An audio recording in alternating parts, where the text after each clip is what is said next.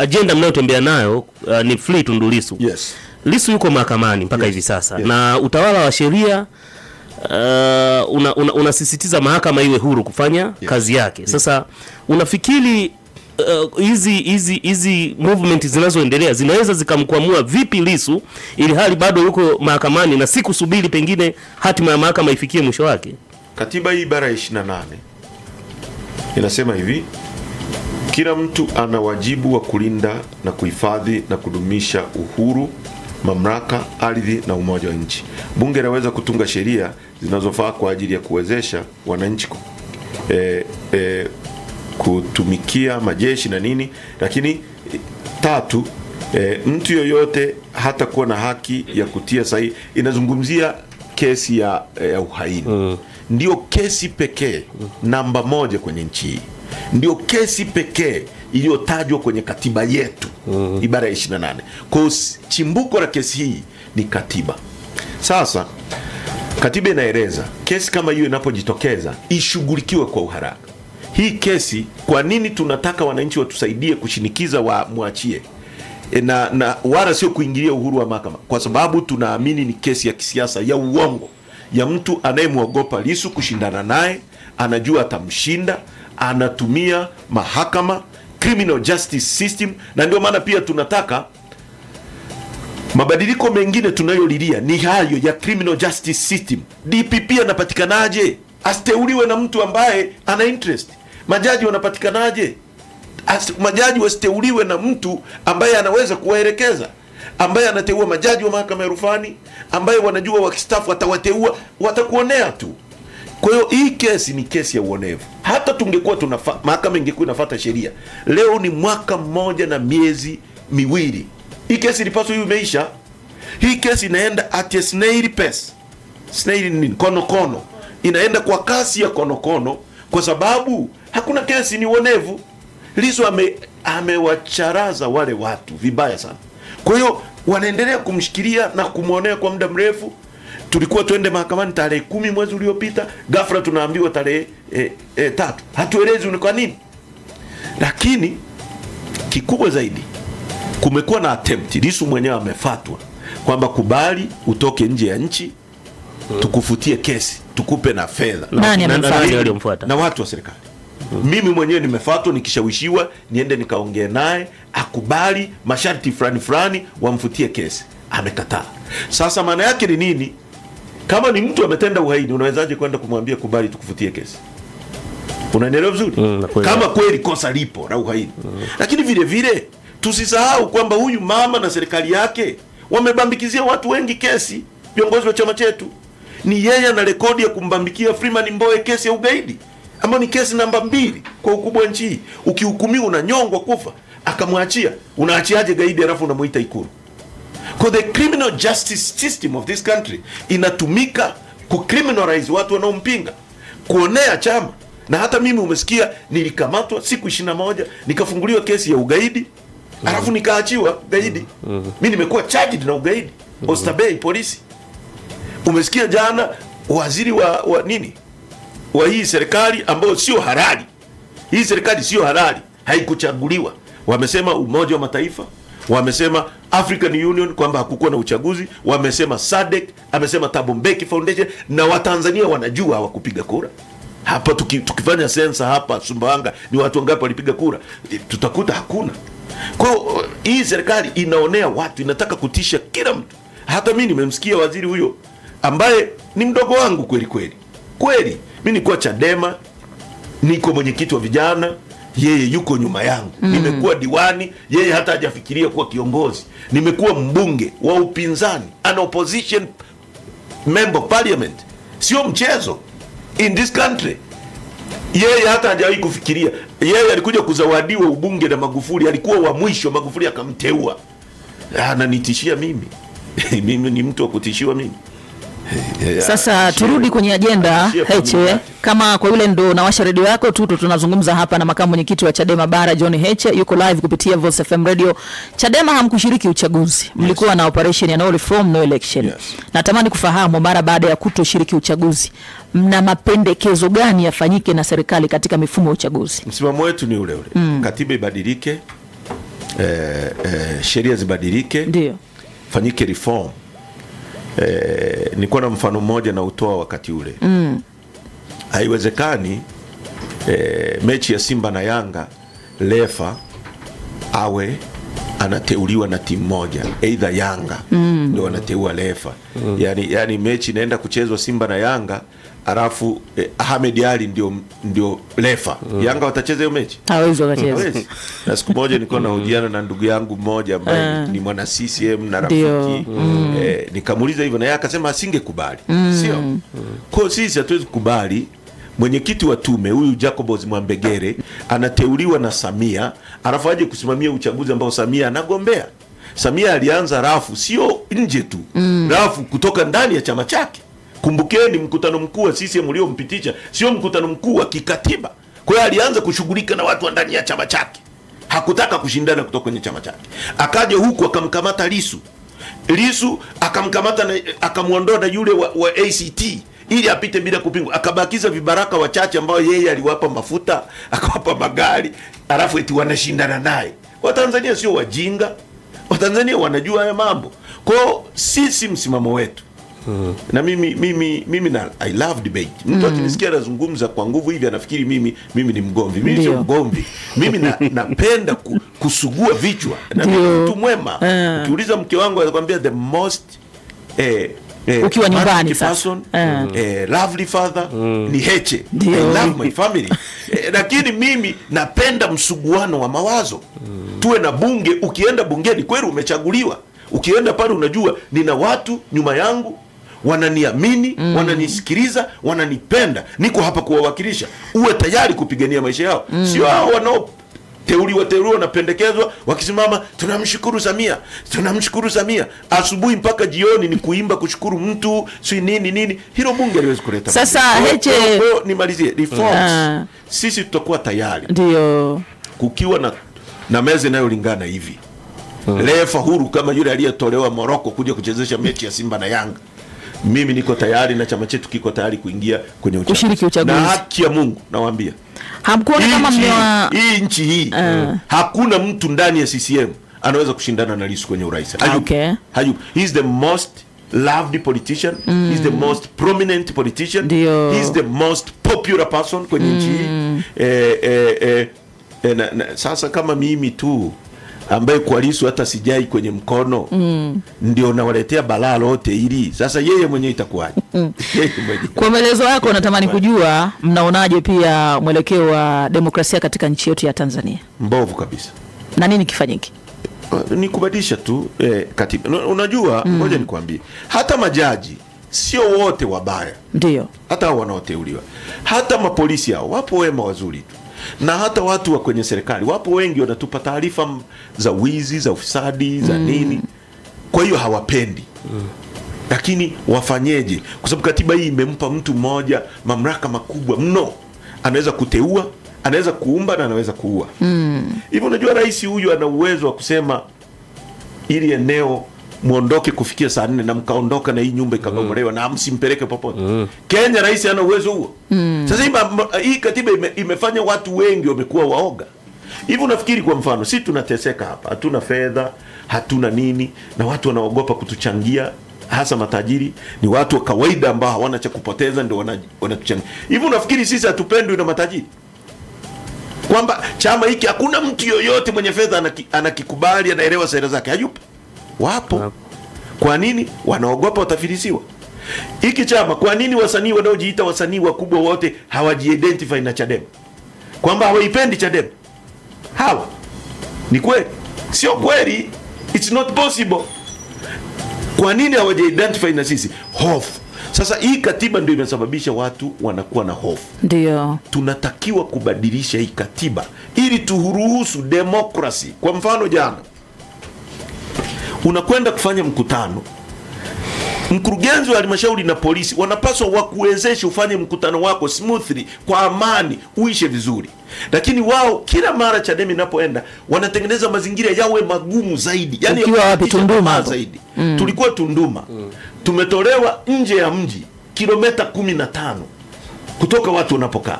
Maana yake nini? Kwamba watu wasije kwenye mkutano.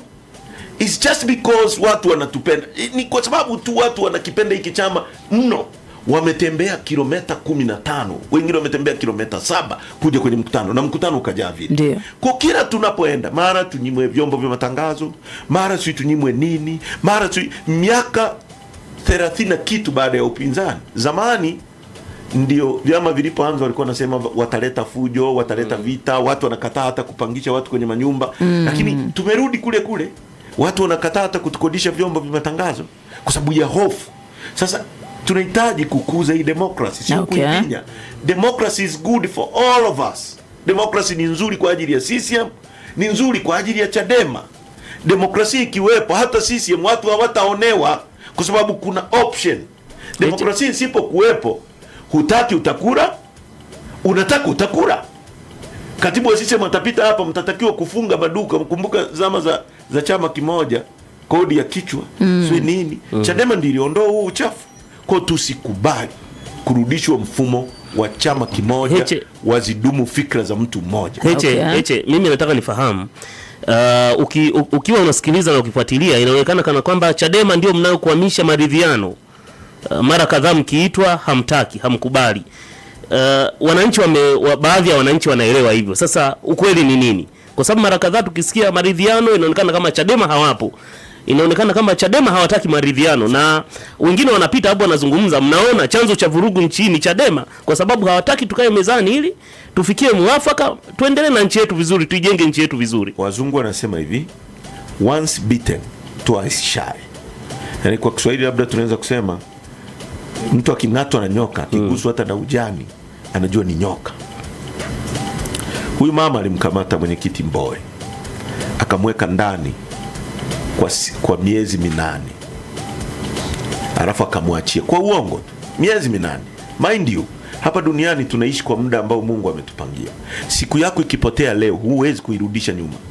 Mtu akikushikilia miezi 8 bila kosa, alafu anakuachia, amepoteza siku zako zote hizi ambazo ungekula bata, ungerara pazuri, amekulaza kwenye sakafu, biashara zako zimeharibika, watoto wako pengine unatoka, hata mke wako watu wanaendaga gereza anakuta familia ilisha disintegrate, mke wake amepata mume mwingine.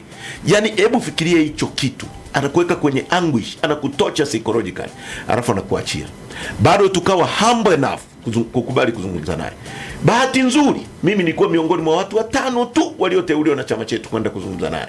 Tukaanza Chamwino Ikuru, na wakaunda timu iliyoongozwa na Abdurahimani Kinana makamu mwenyekiti, Chenge, marehemu Jenista Muhagama, na baadaye George Simba Chawene, naibu spika wa bunge la Zanzibar, na mzee mmoja kutoka Zanzibar. Kwa upande wao sisi tulikuwa mwenyekiti Mbowe, mimi, John Mnyika, dada Zeudi Mvano na wakili Mtobesia.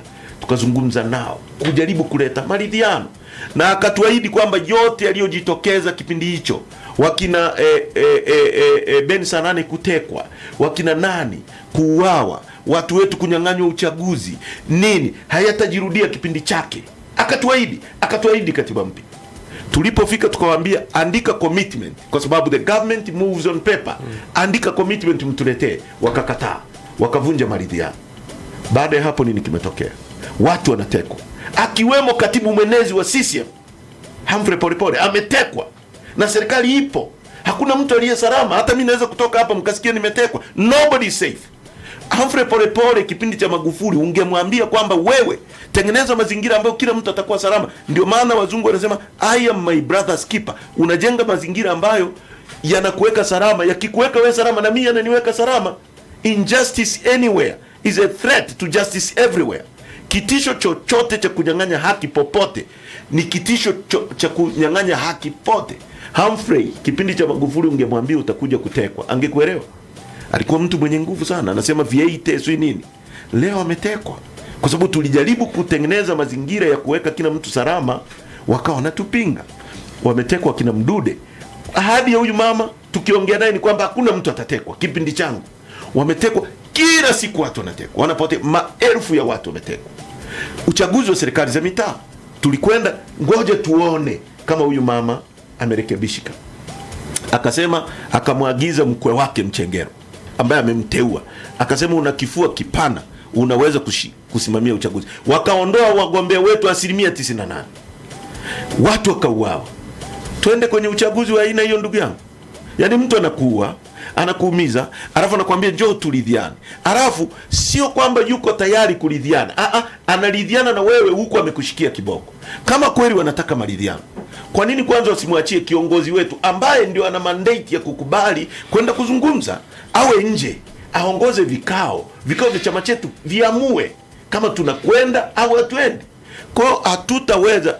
Hicho unachosema sio maridhiano, ni mashinikizo. Yaani watu wanataka, wamekushikia bunduki hivi, alafu nakwambia kubali au usikubali. Sasa Mandela aliwahi kusema wafungwa huwa hawafanyi mikataba. Sisi ni wafungwa, sisi ni mateka chini. Kwa hiyo Heche, kama Lissu hatuna uwezo wa kufanya kama Lissu anafanya mkataba tukiwa huru. Nataka nijue kama mwenyekiti wa chama Tundu Lissu anaachiwa leo hii, kesho mko tayari kuketi kwenye meza ya maridhiano? Nimesema hivi, quote me right. Mwenyekiti wetu ndiye aliyechaguliwa na mkutano mkuu. Ndio. Yeye ndio mwenye mandate ya kuongoza vikao vyetu. Hiki sio chama cha mfukoni mama. Ndio maana unaona ndio maana umesema mko kila sehemu. Ndio. Ni chama kinachofanya maamuzi kwa vikao. John Heche, mimi nimetumwa tu na watu wa mkutano mkuu kwamba tushikie kwa muda. Na muda mwingine labda atakuwa Lema au atakuwa mwingine. We are a Democratic Party. Sasa kwa muda huu nilioshikilia hapa, kikao ndicho kitaamua. Mwenyekiti ataongoza kikao kiamue, je, mazingira yanaruhusu ya kufanya maridhiano? Hayo maridhiano ni ya kweli. Na nataka niseme mbele yenu, hatutafanya maridhiano yoyote na CCM bila mediator. Okay. Maridhiano ya Kenya au makubaliano ya Kenya au mazungumzano ya Kenya na duniani kote lazima yawe na mediator. Okay. Mtu kati ambaye hana upande, aidha kutoka SADC, kutoka Umoja wa Afrika, kutoka EU, kwa sababu hii nchi ni sehemu ya dunia. Na wamekuwa wakileta ujinga, tukisema mambo, tukienda huko nje wanasema hawa wanatoa mambo ya ndani nje, wanakwenda kutushtaki huko. Sio nini? Sasa mama yangu, wewe una mume au una mtoto? Nikupe mfano ambao una mtoto. Nina mtoto, nina mume. Umezaa wewe mwenyewe mtoto wako. Wewe mwenyewe umebeba mimba, umebeba kwa uchungu na nini. Ukichukua huyo mtoto ukasimama naye nje pale, ukachukua pango na mkata, watu watakuruhusu? Hapana. Kwa hiyo au wewe mume wako anakupiga ndani, amechukua panga anataka kukuua, utabaki ndani kwamba ngoja nikae humu aniue? Si utakimbia nje, unaomba msaada kwa majirani? Kwa hiyo nchi hatuwezi kuuawa na CCM humu ndani eti tukae kimya. Ndio maana tutasema Ulaya, tutasema duniani kote, kila mtu ajue ni majirani zetu kwamba jamani, tunauawa humu. Kwa hiyo lakini pia tutashtaki kwa wananchi ambao wana mandate. Kwa hiyo ninachotaka kusema, kama kuna jambo lolote, kama wana nia njema, wamwachie Lissu, wakubali uchunguzi ufanyike, walioua watu tarehe 29 wachukuliwe hatua, walioagiza mauaji wawajibike, alafu waruhusu mediator aje ndani, tusuruhishe, tutunge sheria, tutunge katiba, tuanze upya, tuingie kwenye mechi ambao uwanja unalingana. Alafu zipigwe dakika 90, wananchi waamue. Unasikiliza mahojiano ya moja kwa moja na makamu mwenyekiti wa Chama cha Demokrasia na Maendeleo Chadema, John Heche. Tuko naye hapa tukiwa tunamaliza, naona muda wetu umekwenda. Hivi karibuni kuna kauli ambazo zimetolewa na mwenezi wa CCM Kenan Kiongozi, akisema kwamba wao kama CCM wamepata taarifa za siri ambazo zinawahusu Chadema kuratibu vikao vya siri vya kufanya vurugu na maandamano. Na ukipita kwenye mitandao ya kijamii kuna posters zinatembea za kusema kwamba kutakuwa na maandamano tarehe 7 ya mwezi wa 7 2026. Kitu ambacho nimemsikia Mnyika akiwa Ruvuma amepinga kwamba Chadema hamjaandaa maandamano yoyote. Lakini wananchi wanahisi kwamba makamu mwenyekiti Chadema mnakataa hili jambo, lakini hamkatai kwa nguvu, kiasi kwamba kuna watu wanashindwa kuamini kama haya maandamano yameratibiwa na Chadema ama nani anaratibu maandamano ya tarehe 7 ya mwezi wa 7? Kwanza sitaki kumjibu huyo mtoto. Ni mtoto mdogo sana kwangu. Hajaikuwa kiongozi yoyote wa kuchaguliwa. Mimi nimekuwa mbunge. Ama senior leader kwenye nchi. Mimi ni kiongozi wa chama. Sasa hivi na kaimu nafasi. Mtu naweza kumjibu ni mwenyekiti wake Samia, sio yeye. Hilo la kwanza. La pili, maandamano yameruhusiwa, right to assembly, haki ya kukutana, haki ya kufanya maandamano, haki ya na katiba hii mbovu imeruhusu. na Mwalimu Nyerere mwaka 54 wameandamana kupinga serikali ya wakoloni. Sasa maandamano yangekuwa mabaya, Mwalimu Nyerere alifanya kitu kibaya kuandamana kupinga wakoloni? Kwa maandamano sio jambo baya. Sheria yetu pia inaruhusu maandamano. Sheria ya vyama vya siasa inaruhusu maandamano. Sheria ya jeshi la polisi, the Police Services and the Auxiliary Act, inaruhusu maandamano. Kwa kwanza, kitu cha kwanza, msicriminalize maandamano, msitake kuyafanya yaonekane ni kitu kibaya.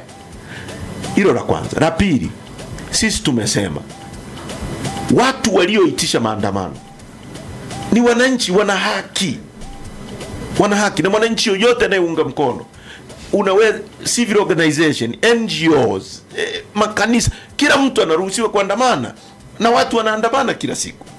Hatujai kuona hapa maandamano watu wameshika matawi ya mitende. Au maandamano kwenu ni nini? Wanaenda kanisani siku ya majivu si nini? Hamuyaonagi si hapo?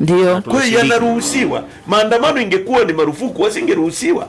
Maandamano yapo kupeleka message, specific message. Hilo la kwanza. Kwa hiyo hao wanaweza kuendelea, na hatuwapingi na hatuwakatai, ni watu wana haki yao.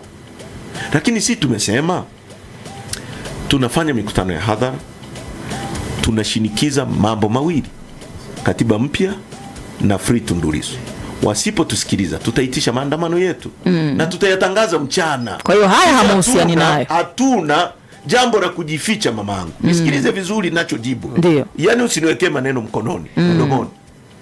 Maandamano yetu tukiitisha, sisi huwa tunasema wazi. Hivi unavyoniona mimi naogopa kusema kitu kwamba hicho tunakifanya. Ili weje? Yani huyo naye muogopa ni nani kusema ukweli ambao katiba inaniruhusu? Sivunji sheria, siharibu chochote. Kwa maandamano yetu wasipotusikiza tutaitisha, na tutaomba na wewe uwepo, kwa sababu hata wewe unaumia nchi hii. Kila mtu anaumia. Kwa hiyo ya kwetu tutaitisha. Lakini wananchi wengine wanayo haki ya kuandamana. Wanayo haki ya kuitisha maandamano. Kwa hiyo hilo liwekwe vizuri sana. Sawa, viongozi wanakuaisha kutokana na muda, lakini kama mnavyofahamu sasa hivi hali ya maisha imekuwa ni ngumu sana kutokana na gharama za mafuta kupanda, kwa mapigano yanaendelea Mashariki ya Kati, vita ya Marekani, Israeli pamoja na Iran. Chadema mnasemaje kwa wananchi? Nini kifanyike ili kupunguza ukali wa gharama za maisha ambazo zimepanda hivi karibuni? Thank you. Mimi nilikuwa mbunge na miaka yangu 5 yote nimetumikia kwenye kamati ya nishati na madini ya bunge. Ndio. Tunaelewana vizuri? Naelewa utaratibu wa uagizaji mafuta. Mafuta yalivyopanda, nilisema mwanzoni tu walipopandisha bei, nilisema hawa ni majizi walioko serikali wanaibia wananchi. Sio kama mlinisikia. Na nilisema kwamba hii nchi ina uwezo wa kureserve mafuta kwa miezi 3, siku 90. Yale mapipa ya tipa aliyojenga Mwalimu. Inakuaje mafuta vita ianze siku hiyo hiyo, baada ya siku hiyo hiyo bei pande? Kwa sababu usafirishaji wa mafuta kutoka tunakonunua mpaka hapa ni siku 60. Kwa hiyo kama vita ilianza tarehe 22, ilikuwa tarehe 27 mwezi wa pili, ulitegemea mafuta mapya yangeanza kupanda mwezi wa 5, sio mwezi wa 3 kule. Kwa sababu mafuta yaliyokuwepo ni ambayo yaliingia nchini kwa bei nafuu. Kwa hiyo mafuta yale yaliyokuwa yamenunuliwa yalikuwa njiani bado yanaingia. Haya yaliyokuwepo hayakuwa yamepandishwa bei. Kwa hiyo nilisema ni wizi, ni cartels. Ni haya magenge yanayoendesha nchi, ndio maana tunataka tuyaondoe. Yanaibia na yafilisi watu. Sasa hawakunisikiliza. Lakini sasa kwa mfano, ndio maana nimesema saidieni wananchi. Unajua tangu mwezi uliopita pipa la mafuta limeshuka bei kutoka $120 mpaka $75. Kwa nini hawajashusha bado bei ya mafuta? Na pipa limeshuka. Sikisingizio ilikuwa kwamba lilipanda kutoka 98 mpaka 120, wakapandisha ikawa shilingi 4000. Sasa limeshuka mpaka 75. Kwa nini haijashuka? Watakwambia mafuta hayo yaliyonunuliwa hayajafika, yaliyonunuliwa kwa bei ya chini. Kwa hiyo kwenye kushuka bei mpaka yale yaliyonunuliwa kwa bei chini ndio yafike, ndio ishuke. Kwenye kupandisha ikipanda tu wakisikia kule siku hiyo hiyo yanapanda Tanzania. Lazima tuondoe uhuni. Kwa ndio maana nasema ugumu wa maisha, matatizo ya nchi yanasababishwa na uongozi, umaskini, kukosa kazi, ni uongozi mbovu. Ndio maana wao wanataka kuchaji kodi kwa muuza nyanya alafu wasamee kampuni ya madini. Maana yake nini? Hawana shida na wananchi kwa sababu wananchi hawajawachagua. Najua unajiuliza maswali mengi sana, ni fundi gani ambaye anaweza akarekebisha pikipiki yako, generator, pampu ya kuvuta maji? Lakini ndugu zangu wote ambao wanatumia guta, ni fundi mmoja tu ambaye anapatikana mkoani Rukwa, wilayani Sumbawanga. Ni fundi ambaye anafahamika kwa jina la Edo fundi pikipiki, wengi wao wanamuita Bonge, kutoka mitaa ya NBC benki ng'ambo yake, anapatikana Sumbawanga. Kwa kipindi hiki, kama unahitaji fundi ambaye sio tapeli, fundi ambaye atakuelekeza ukweli kuhusiana na ubovu wa chombo chako, na maanisha pikipiki, guta, lakini generator na pampu ya kuvuta maji, basi ni mmoja tu anafahamika kama Edo fundi pikipiki kutoka mitaa ya NBC pale Sumbawanga mjini. Epukana na kutapeliwa, epukana na kudanganywa kuhusiana na ubovu wa chombo chako. Fika pale kwa Edo fundi pikipiki akurekebishie pikipiki yako. Na kwa msimu huu wa kiangazi, Edo fundi pikipiki ana taarifa njema kwa wananchi na wateja wake wote, ya kwamba kwa mteja yoyote ambaye atapeleka pikipiki yake ama guta ama generator na pampu ya kuvuta maji kwa ajili ya service kubwa, basi kumwaga oili itakuwa ni bure kabisa. Cha msingi na sekondari ni kuhakikisha unafika pale kwa ajili ya marekebisho ama service kubwa ya chombo chako. Edo fundi pikipiki anajali usalama wa chombo chako, kwa maana generator, pampu ya kuvuta maji, pikipiki na guta. Wamiliki wa vyombo wote vya usafiri mkoani Rukwa wameshashtuka na mafundi matapeli. Kwa sasa wanafika kwa Edo fundi pikipiki kutoka mitaa ya NBC benki pale ng'ambo yake. Lakini pengine unajiuliza utampata vipi Edo fundi pikipiki kutoka mitaa ya NBC pale Sumbawanga? Basi acha nikupe mawasiliano. Chukua namba hii hapa 0763100043. Anaitwa Edo fundi pikipiki kutoka mitaa ya NBC. Edo fundi pikipiki, usalama kwanza.